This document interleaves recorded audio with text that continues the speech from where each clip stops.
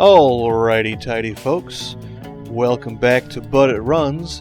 Today I'm going to be talking a little bit about some of the Aero mod stuff I've done on the Civic and some plans for the future. I've got a little bit of drawing on the whiteboard that some people have requested. If you're interested in any of that, stick around and enjoy. Greetings, fellow humans. By popular demand, and by popular I mean two people, I've decided to record a video about the cowl on the Civic, its purpose, and future plans that are related to it. So, the reason for the cowl is twofold. First, I needed to get a lot of heat out from the engine bay. Not that this particular engine creates a whole lot of heat in the first place, but it's an internal combustion engine. They make just a lot of heat in general. I needed to get a lot of heat out from the engine bay because the AC condenser is small and the exhaust manifold sits right behind it. So it's very difficult to get proper airflow through the condenser and make the air conditioning work correctly.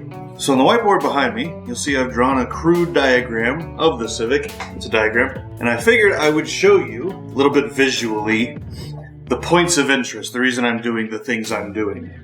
So, with the stock body and everything OEM, so the stock Civics were fairly aerodynamic to begin with. They have a coefficient of drag of somewhere between 0.29 and 0.32. I can't find any information on this particular body design, but the previous model was a little bit higher and the next model is a little bit lower. So I imagine this one probably sits somewhere in the middle. I've been calling it 0.3, 0.31, somewhere in there. And there is a guy online that has done some fairly extreme aerodynamic mods to his 92 Honda Civic. It's literally the same exact car that I have. He took some design insights from the Insight and the what was that?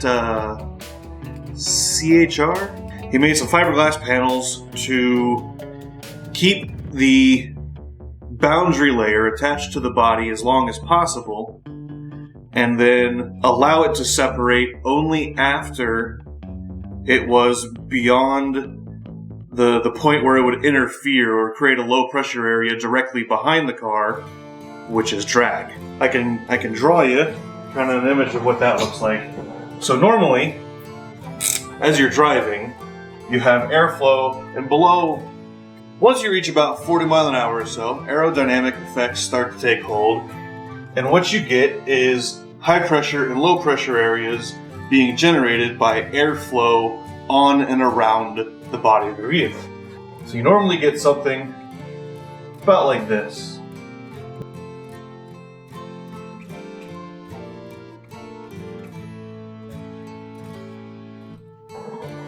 Something about like that. And if you'll notice, there's some spots here that what you end up getting is pressure differentials. So because air does not like to make drastic changes quickly, it likes to move in circles, and it's very smooth, sweeping motions, right? What you end up getting is high pressure areas along here, along here, along here, along here, and low pressure areas there, there, and there. Now there's an old car ad from a German company that actually gives a very good explanation of the biggest effects that cause automotive drag, automotive aerodynamic drag. And one of the biggest ones is what you end up getting is a low pressure area as the air moves over and back, and it sucks a very small vacuum, but one that actually does make a difference. just behind the rear of the vehicle. If you look at the insight's back end does something like this, where it comes from the roof. And you can see this kind of area right here. What that ends up doing is your boundary layer moving across the vehicle. A, you don't have these high pressure areas at the interfaces between different planes. So what you end up getting is airflow that tends to come across like this, and it separates back here instead of where we don't want it, right here. Because all that ends up doing is pulling your car backward. Obviously, that's not what you want to do. You're not trying to drive backwards on the highway. You're trying to move forwards. In doing so, it takes fuel. The more fuel that it takes, the lower your fuel economy is. What I have started doing, and I'm doing these things one step at a time, I'm starting at the front and moving back. It's probably not the right way to go about doing it, but that's what I'm doing. Shush. So what I have done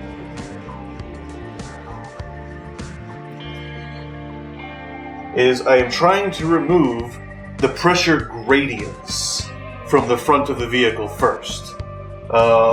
Mostly as an experiment, because it's easier to see the effects of things in front of you than it is to see behind you.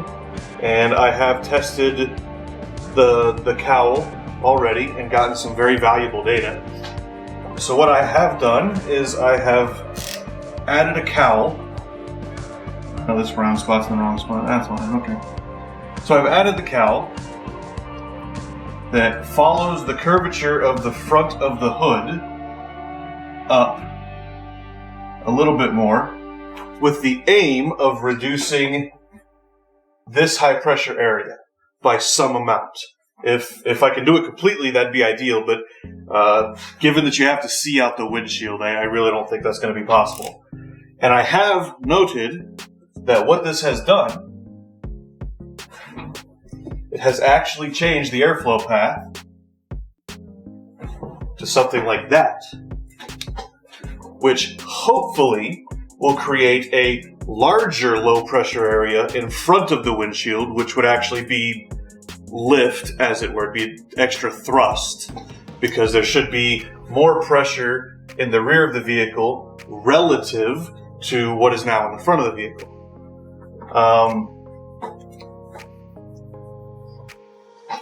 Now, of course, this does nothing for this region here in the front. There's not that much you can do about it. You can make the front end a little bit more pointy. If you look at the Teslas, you'll see the front end is quite pointy. Where the shapes are actually do make a very large difference in frontal drag coefficients. And so the Teslas are kind of like that, right? And this channels air down through the battery and motor cooling systems, and the top of it obviously channels the air up. They still have that interface between the hood and the windshield, but they have done a really good job of this interface right here, where the windshield meets the roof. That is a very smooth interface, where, say, on my Civic, it's not as smooth. There's a clear planar difference in that area. So ideally, what I would like to do is remove this high pressure area altogether. I don't know that I'll get there. What I have seen from particulate matter and water testing, I drove in the rain and behind a hay truck. So particulate and water. Is the air actually comes off of the cowl like that. So there's a spot right in the middle of the windshield. And it's about right there. And if we drew our seat here, it'd be something about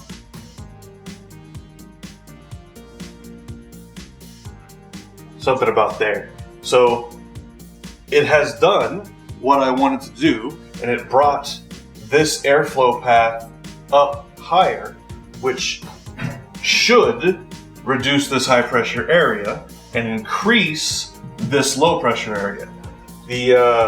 The secondary effect obviously is removing of heat from the engine bay, and it appears to have done that too, because I see the particulates in the air as they flow around this whole element. As I see, water will drop off of here and kind of float a little bit. So it comes off and it just kind of does stuff like that, where it just kind of dances in the air for a second or two before it's flung out the sides or up the windshield. Also, interestingly, this point where the air is interacting with the windshield, above that point, water is blown up the windshield and over the roof. Below that point, the water is pushed down, which means there is a fairly high pressure interface right here on the windshield, which is less than ideal. And it's obviously, we don't want a high pressure area here. We want to move it here and hopefully increase this by a smaller amount than we're decreasing this one. And that's the goal.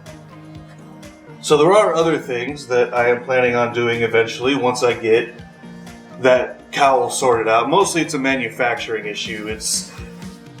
You've seen the hood. It's not in the most beautiful of shapes. I learned a lot during the installation of that cowl. I've learned my lessons, and the next one will be different and infinitely better.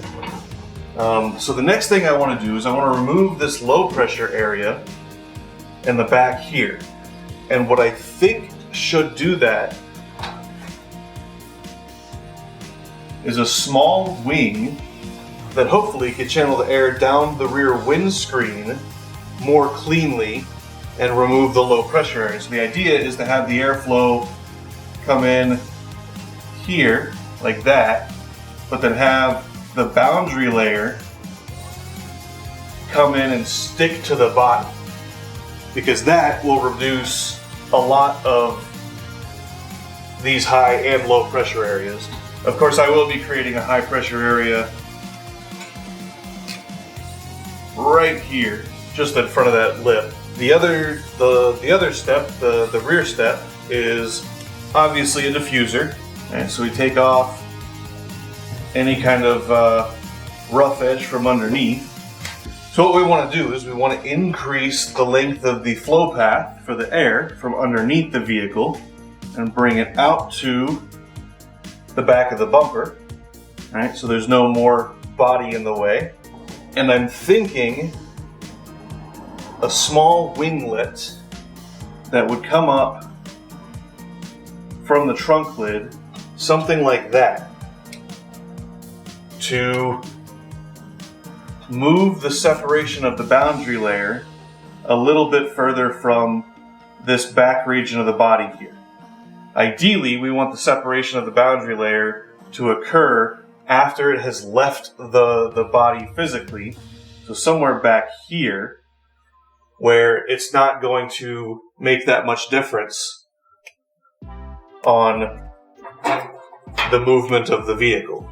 So that's what I've done so far, and that's the plan for the future. And people always ask me why I don't just buy another vehicle with these technologies already installed. You know what my response is? It may be ugly, but it runs.